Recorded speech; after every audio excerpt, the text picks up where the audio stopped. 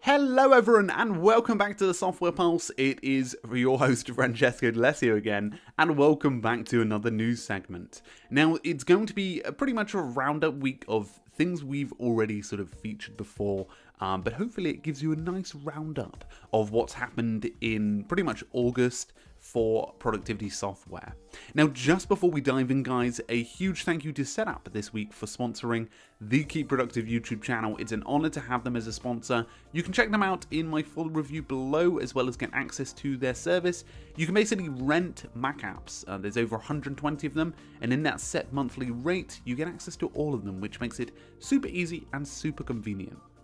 Also, another announcement before we get started, I've just launched a Things 3 course on Skillshare, so if you are umming and ahhing about Things 3, whether you should get it and invest that money, maybe this course will give you a bit of an outline. It's only 29 minutes long, and it will give you a rough guideline of how to use it for projects and managing all sorts. So it's better before you buy, I guess. It's sort of like a little taster into the experience. You can find that one below for 2 months free Skillshare Premium, and you'll be able to get that course there too. So guys, let's jump into the software news. So this week, Evernote, as you may know, have introduced a new brand and mission statement. This was a big announcement that the CEO Chris O'Neill actually put out.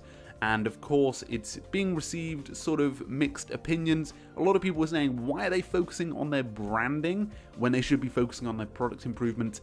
Where some people are actually very happy with this change, and many people are finding this a good step forward for Evernote. Now, in other news, Todoist have touted and sort of teased their new redesign, which they're planning. Obviously, the application hasn't been fully redesigned since 2015, and I remember actually seeing that one and actually doing a video on it. It was called Todoist 10, I believe, and it sort of rolled out across all of the brands and looked great. But of course, as you can imagine, they're looking and working on a new one. They've also introduced on the iOS beta the new scheduler as well, so you can actually organize your activities in advance. So do stay tuned for that one for those iOS lovers, and of course it'll be rolling out all around. They're also working on dark theme, and a couple of people have been spotting it, which has been awesome. So for those who don't know, Trello, Stride or Atlassian have obviously merged with Slack. So Slack now owns Stride, and of course they will be getting rid of HipChat very soon due to that acquisition. Now, there is also a bit of more of Trello news. Trello Day 2018 is coming up, and I will be attending. I'm very lucky to be heading over to Barcelona for a little bit of a trip, and also to enjoy the conference that's going to be there, hear all the updates, and report to you guys on what is happening. So I will be doing a vlog on that day, so do stay tuned for that one.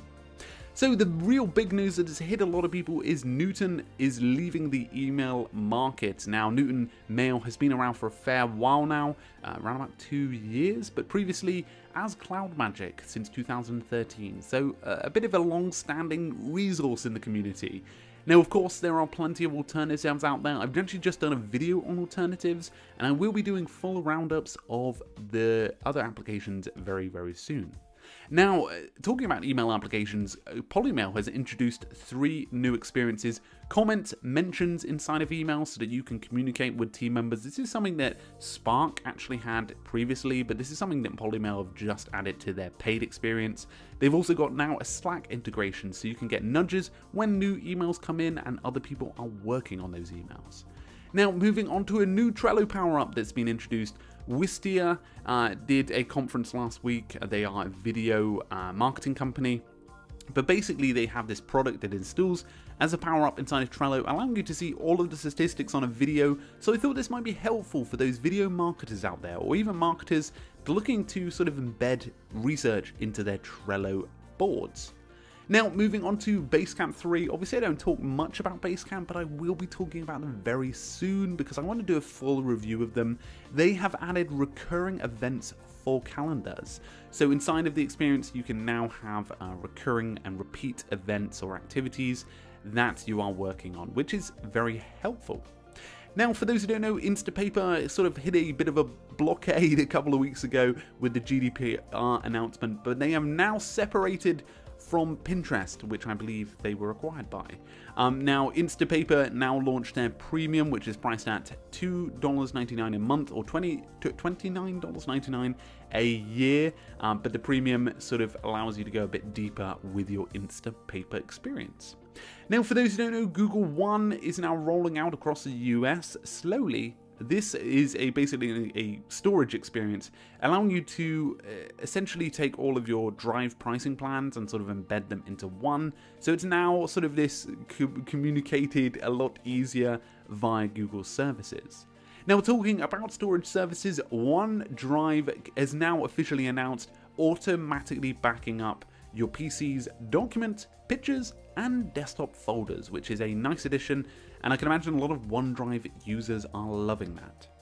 Now, to round things off this week here on the Keep Productive YouTube channel, Todoist, which is a real-time communication tool that is developed by Todoist, who also create Todoist, have an added mentions, which is allowing you to essentially mention people in certain comments and feeds inside of the Todoist account or your channels, and that's a nice addition. This is something that a lot of people have been asking for, but Todoist have just added, which is a nice new function.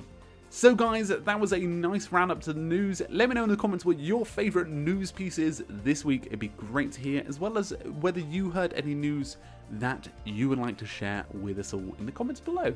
Anyway guys, a huge thank you today, a big thank you to Setup for sponsoring this week here on the Keep Productive YouTube channel. You can check out their full review below. I definitely recommend it. I use it every single day with a host of different apps. My specific favorites are Noisy.io, I can't pronounce it ever, Noizio, allows you to have background noises and a range of background noises, so you could have like raindrops all the way to a coffee shop sound. So it's quite nice for replicating environments. Anyway guys, a big thank you for stopping by today. Make sure to have a great week, keep productive, and I'll see you guys very soon. Cheers.